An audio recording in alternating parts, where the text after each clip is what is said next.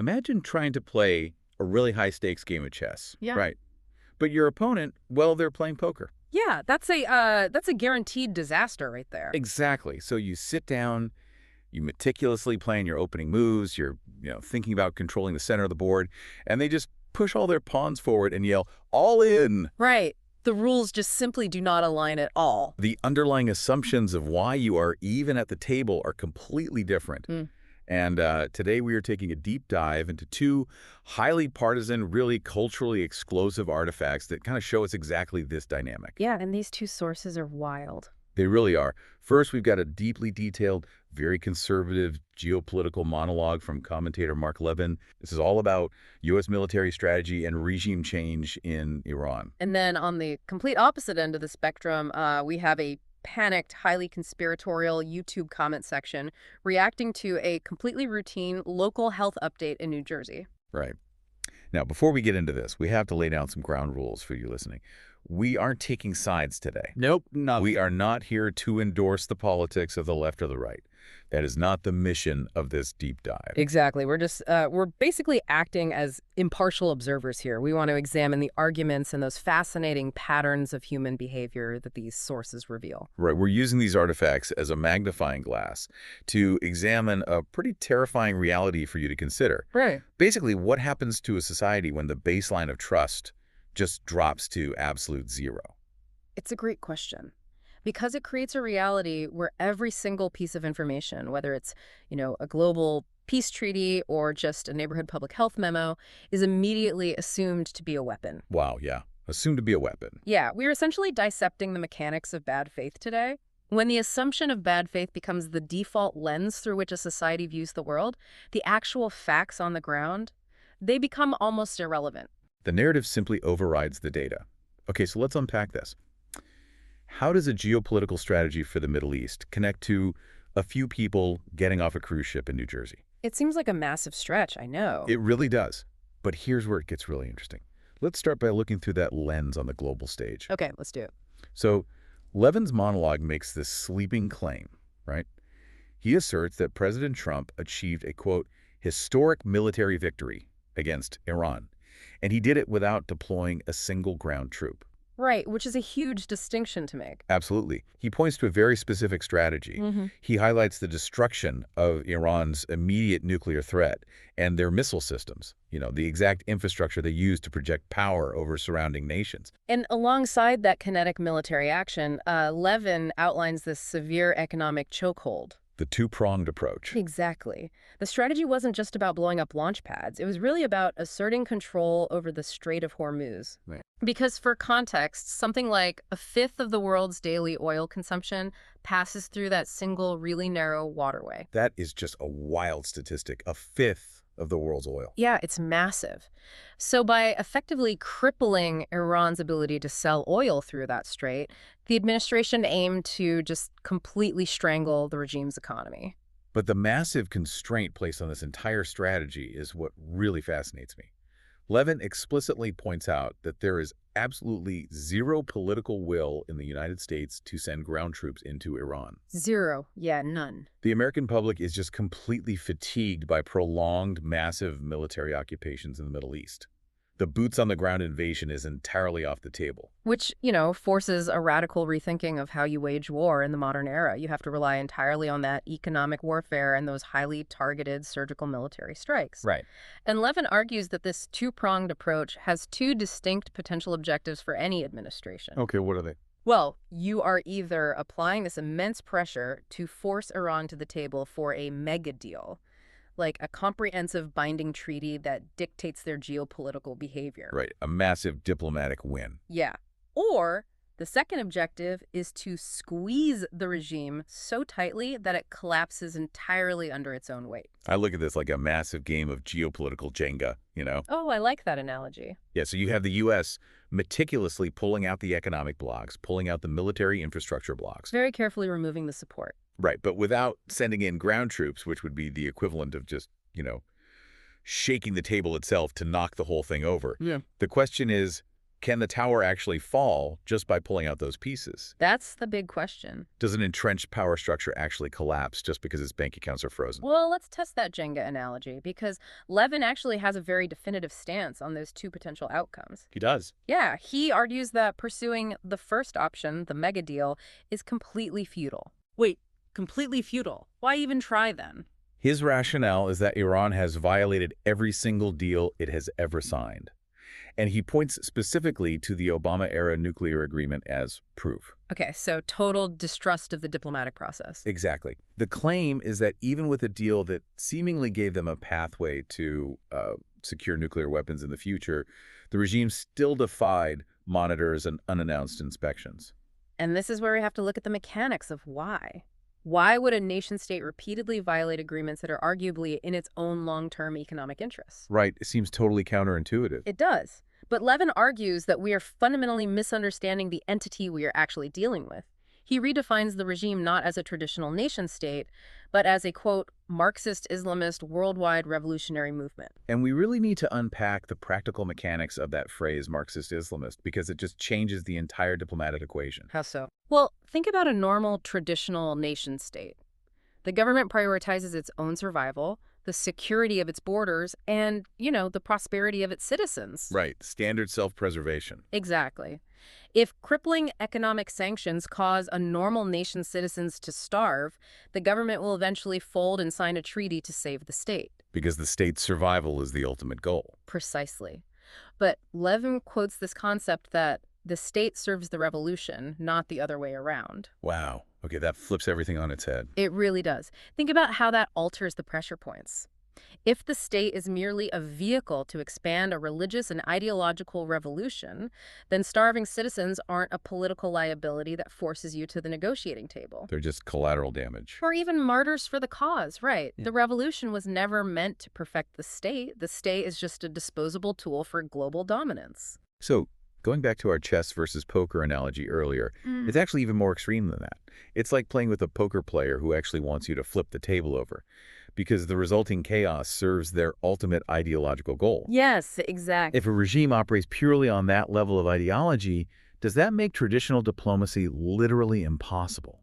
I mean, a treaty isn't a binding moral document or a path to peace in that scenario. No, it's not. According to Levin, it's just a tactical pause to buy time and resources. Right. And because of this fundamental ideological divide, he argues that the Iranian regime views domestic American politics as a massive exploitable vulnerability. Oh, that makes sense, because our system is built on constant debate. Exactly. The regime actively watches American internal disputes, takes over the War Powers Act, impeachment proceedings, election cycles, and they interpret all that democratic friction as a structural weakness. And Levin makes a highly partisan assertion here, right? He claims the regime is essentially just running out the clock until the U.S. elections. He does, yeah. To be clear, we are just reporting his argument here. But he claims they know the Democratic Party stands for, quote, appeasement and radical pacifism. Right. That's his framing. His argument is that the Iranian regime relies on American media, political opposition, and isolationists to force an American retreat. They figure if they just endure the sanctions, a new administration will come in, ease the pressure, and they won't even have to adhere to the terms of any new deal. Because the U.S. will just lack the stomach to actually enforce it. Exactly. So we're left with a massive strategic vacuum, according to this framework. Ground troops are politically impossible at home, and diplomatic deals are inherently worthless because the adversary operates in total bad faith. Which brings us to Levin's proposed solution. The third leg of victory. Right. If you can't invade and you can't negotiate, what do? You destroy the regime from the inside out. He invokes the Reagan Doctrine reborn, basically arming and training the millions of Iranian people who are desperate for liberation from an oppressive system. And the historical parallels he draws there are pretty significant. Yeah, he points straight to the 1980s. Exactly, when the U.S. helped push the Soviets out of Afghanistan by arming the Mujahideen freedom fighters. And he mentions similar efforts fighting communism in Central America and Africa. Using local freedom fighters. Right. The mechanism is asymmetric warfare. You leverage local resistance to bleed out an entrenched power without shedding a single drop of American blood. But, let's push back on the logistics of that for a moment. Arming local factions worked in the 1980s against lumbering Soviet tanks in the mountains of Afghanistan. Sure. But today, The Iranian Revolutionary Guard Corps, the IRGC, they operate a modernized, highly sophisticated surveillance state. Oh, absolutely. It's a completely different world now. Right, they have drones, facial recognition, deep digital monitoring. Can a locally armed militia, even if they are supported by the CIA and Israeli Mossad, as Levin suggests, can they actually coordinate and topple a 21st century digital authoritarian regime without triggering just an absolute bloodbath? And that is the pivotal flaw in directly mapping the 1980s Reagan Doctrine onto the 2020s. It's a very fair point. Yeah. However, Levin isn't really suggesting a traditional, pitchforks in the street militia uprising. Oh, he's not? No, the logistics he implies involve highly coordinated, targeted support specifically aimed at dismantling the IRGC and the internal police forces. Okay, so fracturing their command and control. Exactly, while the economic sanctions continue to starve them of the funds they need to maintain that massive surveillance apparatus. So the strategy requires a very specific convergence of factors. Very specific. Levin actually cites a counterterrorism expert from the Jerusalem Post who highlights this concept of the closing window of opportunity. The closing window. Right, moments where severe internal domestic crisis, like massive civilian protests, perfectly converge with immense external economic and military pressure. Those moments are incredibly rare. And windows of opportunity close, obviously. They do. The Jerusalem Post analysis points out that systems defined by this level of ideological rigidity, they do not organically evolve into moderation. Right, they don't just soften up over time. Exactly. They persist until they're forced to change or they cease to exist entirely. If the regime manages to survive this specific convergence of external and internal pressure, the ideology remains intact and the threat simply expands. Wow. But, here is the really terrifying thing about that kind of absolute structural distrust. What's that? It doesn't just stay isolated to international geopolitics in the Middle East. That exact same breakdown in taking things at face value, that fundamental assumption of bad faith, Yeah. it is happening right in our own backyards. Yeah, it really is. Over things as completely mundane as a local health alert. Right. So let's seamlessly transition here and examine our second artifact to see how this translates domestically. Okay, let's do it. We are looking at a Fox News YouTube community post regarding a very brief update from New Jersey Governor Mikey Sherrill. And the facts of this update, they are incredibly benign. New Jersey announced they were monitoring 2 residents for possible hantavirus exposure. Just monitoring. Right. And the details provided are super clear. These residents had contact with a passenger from a cruise ship called the MV Hantavirus. The potential exposure happened during air travel, not even on the ship itself. Okay. And most importantly, officials explicitly state that both individuals are completely symptom-free. They're being monitored entirely out of an abundance of caution. The risks to the public is stated as very low, and there are 0 confirmed cases. So on its face, this is the very definition of a transparent, functional public health communication. Exactly. The government is identifying a minor situation, they're managing it, and they're notifying the public to preempt any rumors. But then you look at the 646 comments on this completely routine update. Oh, boy. Yeah. The room is radiating pure, unfiltered panic and skepticism. Despite those explicit reassurances of 0 symptoms and low risk, the comments overwhelmingly reject the bulletin. They just don't believe it. Not at all. They immediately assume a massive government conspiracy. One of the top comments literally says, just in time for the midterms. Another explicitly calls it an election fraudemic. An election fraudemic. Wow. Yeah. See, this is where we see the psychological concept of patternicity at play in a massive, massive way. Patternicity, explain that. So patternicity is basically the human brain's tendency to find meaningful patterns in random, unconnected noise. And it happens especially during states of high anxiety. Oh, that makes total sense. Right. These commenters are not evaluating the biological risk of hantavirus at all. Their brains are automatically mapping a localized health bulletin onto national political anxieties. They see a cruise ship passenger, they see an upcoming election. And patternicity connects the dots to form a preemptive political maneuver designed to interfere with voting. It's wild. We see people commenting things like, COVID-19, now it's going to be Hanta 26. Hanta 26. Yeah, or COVID 2.0, don't comply. What an embarrassment that was. They lied and had Americans social distancing like fools. The resentment is just palpable. Totally. Another person simply states, I will not go through another lockdown. I look at this comment section as a societal autoimmune response. Ooh, an autoimmune response. I like that. Yeah, think about it. The society's public health immune system, it went into such massive overdrive during the 2020 pandemic that it has now completely lost the ability to distinguish between a real threat and a totally benign event. So now it's just attacking healthy tissue. Exactly. A standard, harmless contact tracing update triggers a full-blown systemic panic. The phrase, "don't comply," represents this anticipatory defiance based on a lockdown that hasn't even been suggested. That autoimmune metaphor is perfect. It's like the boy who cried wolf, but the villagers are so traumatized they're shooting at shadows. Right. The events of 2020 and the subsequent political fracturing over health mandates, they've so thoroughly broken the public's trust that literally any communication from an authority figure is viewed as hostile. Any communication at all. So, can public health officials even do their jobs anymore without it becoming a political flashpoint? If they simply notify the public of a minor risk, it instantly blows up. It creates an entirely impenetrable echo chamber for governance. Just think about the impossible bind this puts institutions in. It's a lose-lose. It really is. If a health official says there is a severe threat, well, it is instantly framed as a conspiracy to lock the populace down. Right. But, as we see in this New Jersey example, if a health official says the threat is very low and they're just monitoring symptom-free people. It is still viewed as the sneaky, gradual beginning of a conspiracy to lock the populace down. Yes, there is no winning communication strategy when the audience has preemptively decided that you are a bad faith actor. It's unbelievable. We saw comments saying, "Stop the hype, we aren't doing this again," and so it begins right on cue. Right on cue. It's the gamification of political outrage.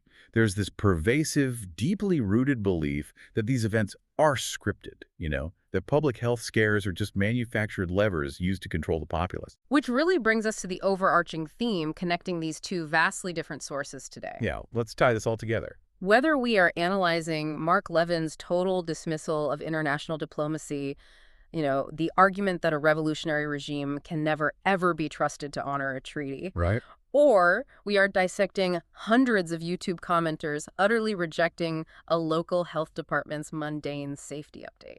We are staring at an era defined by a massive structural deficit of trust. The currency of trust is completely depleted. It's gone.